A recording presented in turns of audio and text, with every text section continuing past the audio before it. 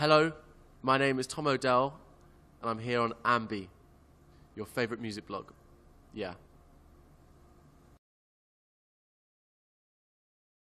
Hey everyone, it's Alicia from AMBY, and I would like to welcome you to our interview with Tom Odell. Hello. Hello, how are you today? Good, how are you? I'm good. Thanks for taking the time to have a chat. Yes. So it's an exciting time for you because you officially released your sophomore record, Wrong Crowd. It was 2 years in the making, so how does it feel to have finally shared this?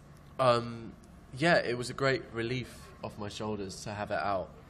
I spent a long time working on it, and the day it came out, I suddenly was able to write again and was able to write songs, and the 3 months up to it being released, I really was tense, you know.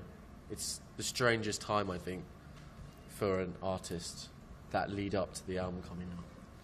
When you reflect back on the entire thing, do you have any standout moments or favorite writing sessions from when you put the whole thing together? You know, I think it's a very long process making an album, and particularly this one for me was very long, and it's full of successes and failures. You know,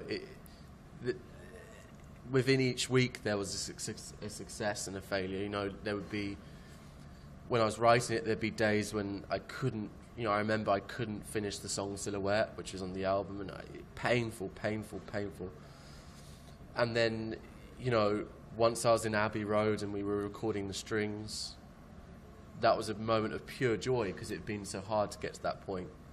But then I remember, you know, being down in Wales and recording the bass and the drums to still getting used to being on my own, and it was the first day we were down in that studio in Wales, and that was a great memory in my head. And I don't know, it's full of its little successes, you know, and little failures along the way. So a big running theme throughout the album is about a man who's kind of caught up in his childhood, held by ransom in a sense. So what initially sparked the idea for that? I'm not really sure, and I think it was never really a plan, to be honest with you, with the album. It was something that came over time, and I wrote a lot of songs. I wrote almost probably over 100 songs to the album, and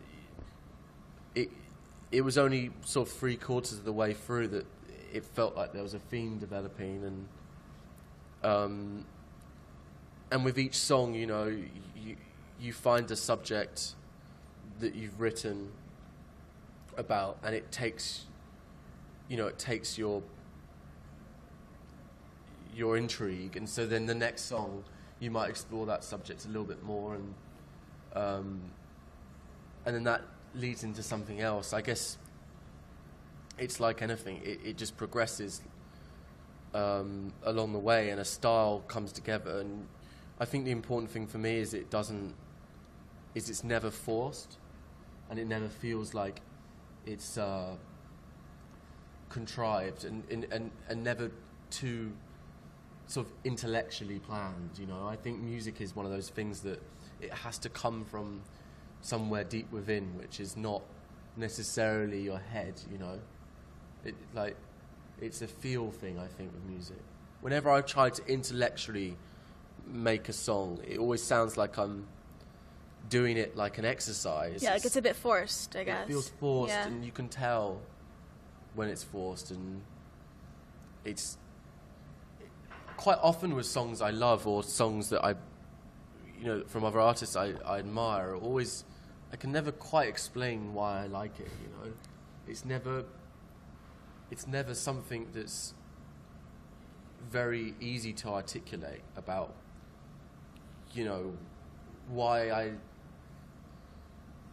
do I love, like, there's this cover Jeff Buckley did called Lilac Wine, and like that song I quite often will just find myself listening to, and I can't really explain what it is about that song that gets me, but it just gets me. I don't know. It's not the chords, it's not the melody. They're all nice melodies and nice chords and nice lyrics, but the thing that, it's almost like the combination of all of them together makes this. It just holds a special feeling in the end.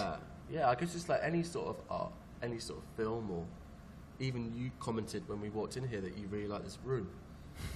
I don't think, you know, Is it the chairs? Is it any one of the things that makes you like this room, or is it just the general feeling?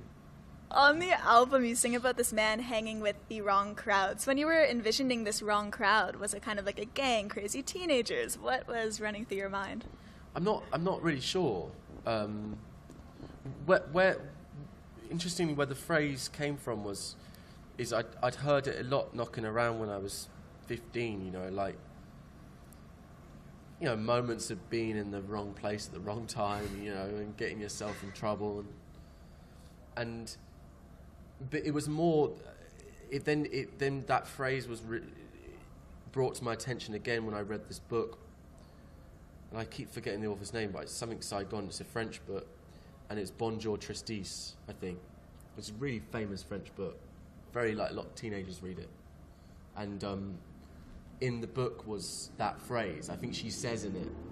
It's a beautiful book, by the way. You should read it. But she says, I think it's Bonjour Tristis. But she says, I can't help it. I guess I'm always going to be hanging around with the wrong crowd. And in the relevance to the book, it had great poignancy. And I could relate to that phrase reading it when I was 23, 24. And I could relate to it then about how there was almost like almost an acceptance of like, fuck it, I'm never gonna be what these people want me to be. Yeah. And I'm always gonna be bad. I'm always gonna smoke. I'm always gonna drink. Gonna be mischievous. And or I'm always gonna be good, and I'm always gonna be a nerd. I guess it's about an acceptance of who you are, and just going, you know what, I don't care what I think I should be in my head anymore. I'm just gonna be it. And I think that's what the album's touches on in a way. There were some really cool celebrities just either holding up the album cover or photographs of things. Like you had James Corden, Ricky Gervais, who I love. He's so cool. So who's a celebrity or artist when you found out that they liked your music, they were a fan, that you kind of freaked out a little bit? Well, actually, in 2013 we did this show in London, and it was the biggest show we'd ever done, and I did look across the stage and Ricky Gervais was standing there, and I was a huge fan of The Office, and that was like, I couldn't understand why he wanted to be there, but so he's very inspiring, and I've always been, interestingly enough, interested in the relationship between music and comedy, and I think the two share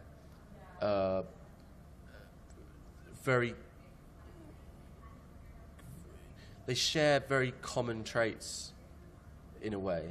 One of my favourite memories is I did this gig in London, which was comedians talking, and I played at the end of it, and I got to witness all these big British comedians before they went on stage, and it was the way they were getting into character was remarkable, and it's the delivery that is what makes things funny.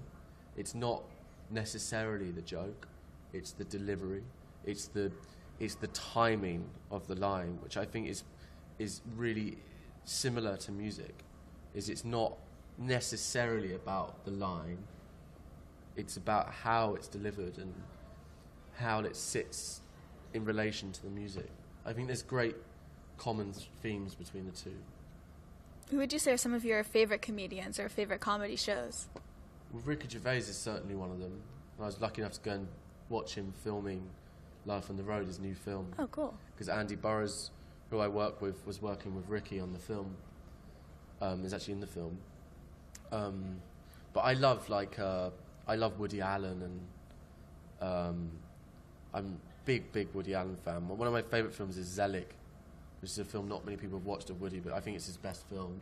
It's where he's a human chameleon, and whichever scenario he's in, he changes, his appearance changes to that scenario. So if he's with a load of blokes drinking in a pub, he's a bloke drinking in a pub. If he's in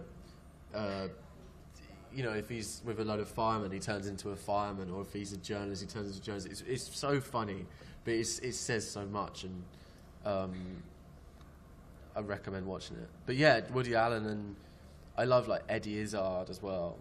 Huge fan of Eddie Izzard, and Larry David I love. You a big Curb fan? Yeah, I love Kirby. Amazing. Me too. Yeah, it's probably my favourite show on TV. Me as well. High five on that. high Great five. show. Yeah, and I heard they're doing a new series. Yes, as well. season 9. I'm ready. I'm so excited. I re-watch those over and over again. I also like I can never say his name, but Armando Iannucci, who I don't think that's how you pronounce his name, but he did like The Thick of It and In the Loop. So it's like British politics dramas, like comedy dramas, and they're great. He does over here in America. He does Veep. Oh. Yeah, which I actually don't like. Oh, I love that show. Yeah, I'm really into that show. I know. I just don't. It's just not as good as In the Loop. In Okay. the thick of it. Obviously, hopefully he'll never see this. So. Well, maybe it's good. Some criticism actually. Yeah, it's good. Maybe we'll just take it. I prefer his British ones more. Is there anything you want to say to all of your fans who are going to be viewing? Any parting words? No. Not really. Just nice to speak to you, and thank you for asking nice questions. Yeah, thank you so much for your time today. Yeah, thank you. My pleasure. And remember, to everyone viewing, you can visit us at musicblogger.com for all exclusive interviews, features, videos, and so much more with your favorite artists. We'll see you next time. Bye.